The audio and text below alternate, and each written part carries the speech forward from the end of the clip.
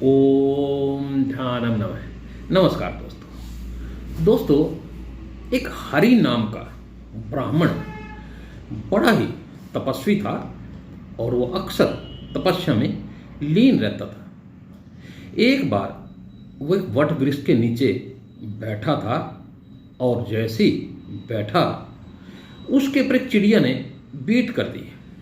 उसे बहुत क्रोध आया और अपने गुस्से से अपनी आंखों को लाल करके ऊपर की ओर देखा और जैसी उसकी नजर चिड़िया पे पड़ी, चिड़िया जलकर मर गई और नीचे गिर गई। तो अब हरिराम ने सोचा कि उसके तो तप में बहुत बल आ गया है, यानी आत्म बल उसके अंदर तो बहुत आ गया है, अब तो कोई चिंता करने की जरूरत नहीं है। जब मेरे थोड़े से प्रभाव से ये चिड़िया जो है जल गई है तो आत्म बल तो अब मेरे में बहुत है। और इस घमंड में वो चूर रहने लगा। एक दिन वो भिक्षा मांगने के लिए एक घर में गया। वहां एक सदगृहिणी अपने पति को भोजन परोस रही थी और जैसे ही उस हरिराम ब्राह्मण ने उसका दरवाजा खटखटाया तो सदगृहिणी बोली कि मैं अपने पति को भोजन करवा रही हूं और जैसे ही ये भोजन कर लेते हैं मैं उसके बाद हे ब्राह्मण आपकी सेवा करूंगी। ब्राह्मण को बहुत क्रोध आया और उसने कहा कि मुझ जैसे तपस्वी को आप इग्नोर कर रही है और अपने पति की ओर ज़्यादा ध्यान दे रही है, ये बात ठीक नहीं है। तो सदगृहिणी ने अपने आत्म बल से देखा कि इसने अभी अभी कुछ दिन पहले अपने आत्म बल से एक चिड़िया को भस्म कर दिया है। तो उसने उस ब्राह्मण का कहा कि ये ब्राह्मण गुस्सा मत कीजिए, मैं वो चिड़िया नहीं हूँ और जिसे आप जलाकर राख कर दिया था।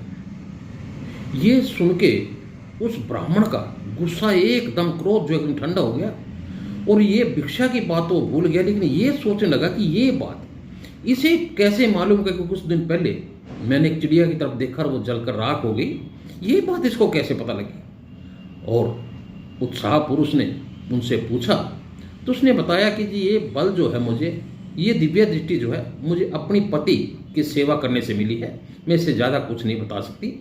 अगर आप ज़्यादा जानना चाहते हो तो पास ही के एक नगर मिथिलापुरी में एक तुला का व्यापारी है, तराजू का व्यापारी है, नापतोल का काम करता है, वो आपको ज़्यादा बताएगा। ब्राह्मण जो सीधा मिथिलापुरी पहुंचा और जहाँ के वहाँ पे व्यापारी के पास गया जो नापतोल का काम करता था और उसने देखा कि वो व्यापारी अपने काम में पूरी तरह मगन है। और जैसे ही उस व्यापारी की नज़र ब्राह्मण के ऊपर पड़ी और उसने कहा कि हे ब्राह्मण आइए, मुझे मालूम है कि आपने उस सदगृहिणी ने आपको मेरे पास भेजा है, आप थोड़ा बैठिए, आराम कीजिए, क्योंकि मैं अपना काम वगैरह निपटा लूँ, क्योंकि जब तक मैं आपकी सेवा नहीं कर पाऊँगा जब तक मेरा काम पेंडिंग है और जैसे ही काम खत्म होगा तो मैं आपकी सेवा करूँगा।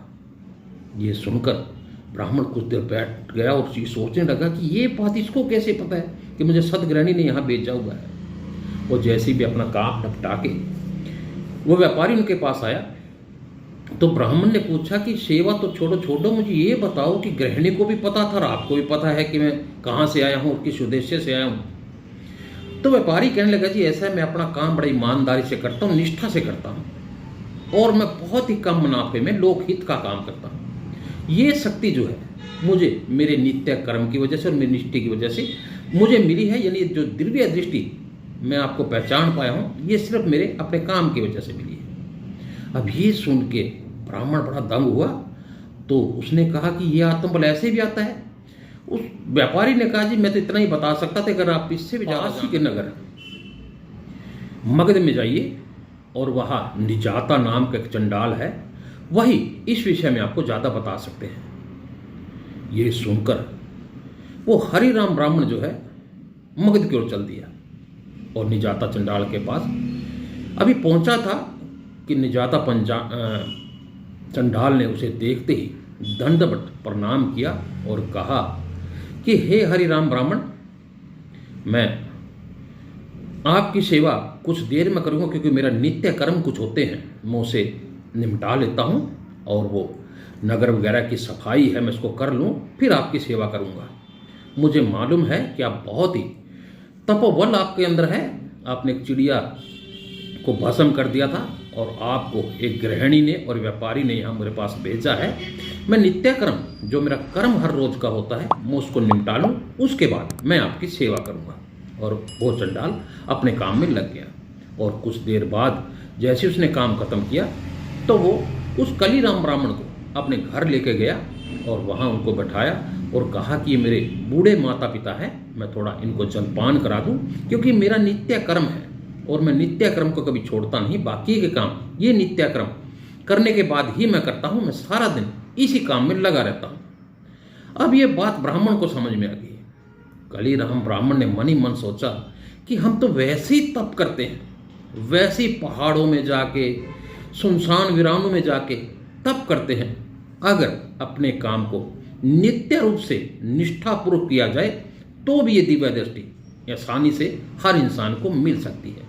दोस्तों, मेरे कहने का भाव, समझाने का भाव ये है कि इंसान का जो नित्य कर्म है उससे कभी मत भटकिए और उसे अब बड़ी निष्ठापूर्वक तरीके से कीजिए, क्योंकि अध्यात्म में जहाँ ध्यान के लिए आप अपनी निष्ठा लगाते हैं, अगर अपने काम में भी वैसी ही निष्ठा लगाएं तो ये दिव्य दृष्टि आपको वहाँ से भी मिल सकती है।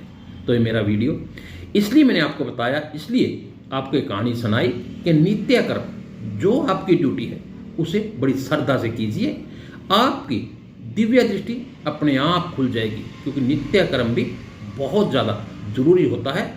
और जैसे ही आपके पास ये दिव्य दृष्टि आएगी तो आप किसी भी इंसान के मन की बात को बड़े आसानी से समझ सकते हैं, जान सकते हैं। तो वीडियो अच्छा लगे तो लाइक और शेयर जरूर करना।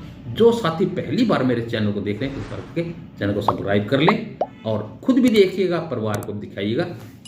ओम ध्यान नमः।